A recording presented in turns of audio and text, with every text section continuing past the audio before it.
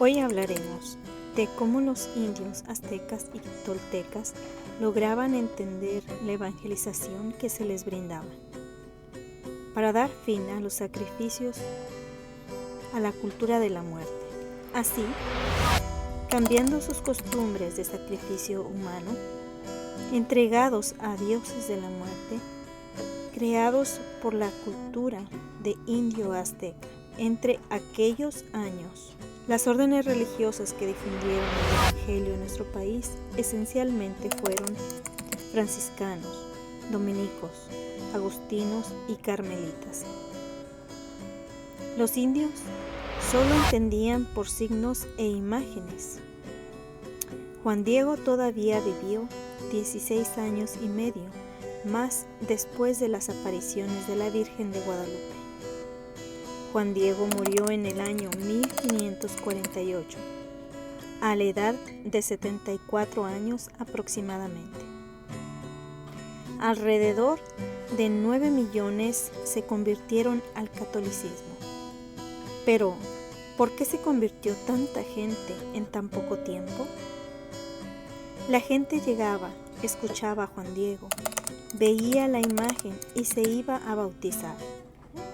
Al recibir el mensaje de Juan Diego y leer la imagen de la Virgen de Guadalupe en la tilma, entendieron lo que estaba diciendo Dios a través de la Virgen y verídicamente en la imagen leyeron el mensaje. En náhuatl, con los prehispánicos no había escritura. En el náhuatl únicamente se hablaba, porque cuando tenemos alguna limitación, aparece una habilidad, y ellos tenían una habilidad de entender códice. Como hoy en día es llamado ideogramas al entendimiento de las imágenes, esos códices eran dibujos que se escribían y pintaban en telas de animal o en amate, que es una planta de agave. Ellos escribían dibujos porque un dibujo en el contexto de otro dibujo les daba alguna realidad diferente de lo que estaban viviendo ahí. Un códice tenía su forma de lectura y se leía por los 4 puntos cardinales: del norte a sur, del este al oeste, del oeste al este. Cuando la Virgen de Guadalupe aparece como un códice en entendimiento indígena, azteca y tolteca. La imagen de color. La imagen de color. Los indígenas descubrieron en la imagen de la Virgen de Guadalupe que ella provenía de la nobleza y además que era una emperatriz. El manto, que es azul verdoso, justo con las estrellas, representa para ellos el cielo y la tierra unidos. La única persona que podía usar azul verdoso en todo el imperio era el emperador o rey azteca. El azul significa cielo y el verde significa vida. Cuando Juan Diego mira a la Virgen de Guadalupe, él reconoce los colores azul verdoso. La reconoce como la reina y emperatriz de los aztecas, sabiendo que ella tenía derecho a hablar por encima de todos los demás. Porque la voz de María es la voz más grande que todos los santos juntos, porque quien tiene derecho a hablar por encima de todos los demás es María. Esta era la mentalidad prehispánica. La palabra emperatriz no existe en el idioma náhuatl, porque en náhuatl, donde Tlatoani significa que el que habla por encima de los demás, Tlatoani azteca, o sea, el rey azteca. Además de que lo conocían al rey azteca por su vestimenta y sus colores.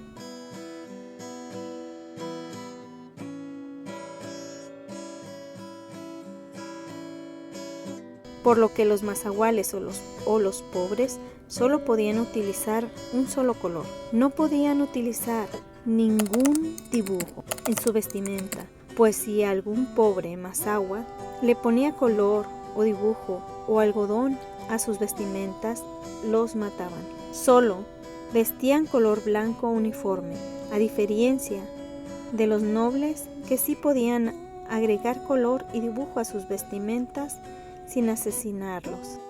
Las apariciones de la Virgen de Guadalupe fueron en el año 1531.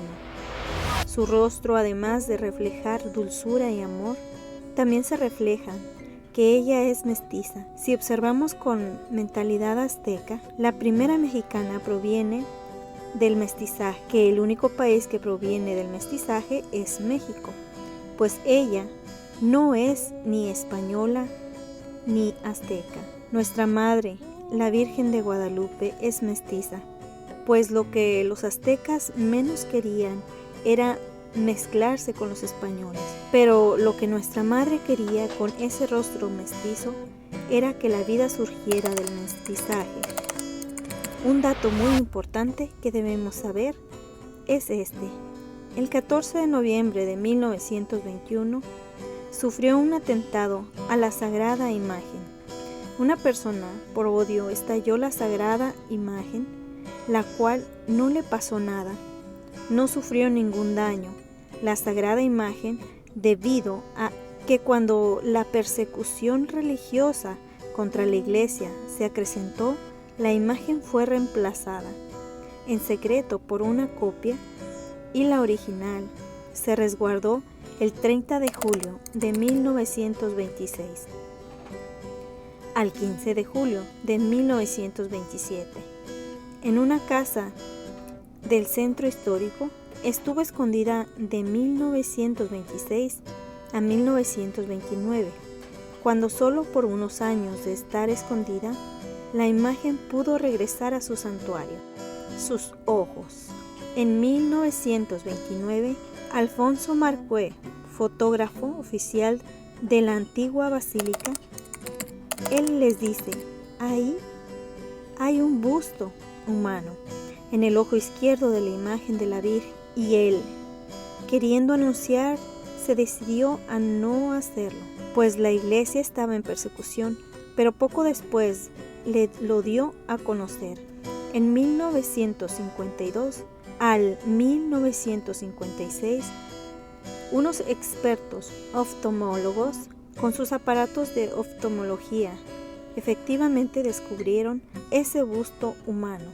Pero en 1979, el doctor José Aste Tonsman, experto en digitalización por computadora y que además trabajaba para la IBM, digitalizó la imagen, la amplió a 2500 veces y se encontró con 13 imágenes en una y 12 en el otra, encontrando también a Fray Juan de Zumárraga y a Juan González, también a una familia reflejada en el iris de la imagen de Nuestra Santa Madre de Guadalupe. El gran misterio científico guadalupano, María de Guadalupe observaba la escena, pero dirigía la mirada a la familia, y ella nos dice que en la niña de sus ojos, en su mirada compasiva, está la familia. Cuidémosla. Su cabello. Las doncellas vírgenes se peinaban perfectamente hacia abajo el pelo. Las mujeres casadas se trenzaban el pelo porque eran altamente visuales, pues con el pelo trenzado se detectaba fácilmente que esa mujer era casada. Pero Juan Diego siempre dijo: la perfecta, siempre Virgen María. Pues él, como muchos entendieron, gracias a la evangelización que se les dio por los frailes y los signos en la imagen que él conocía, vio que era virgen.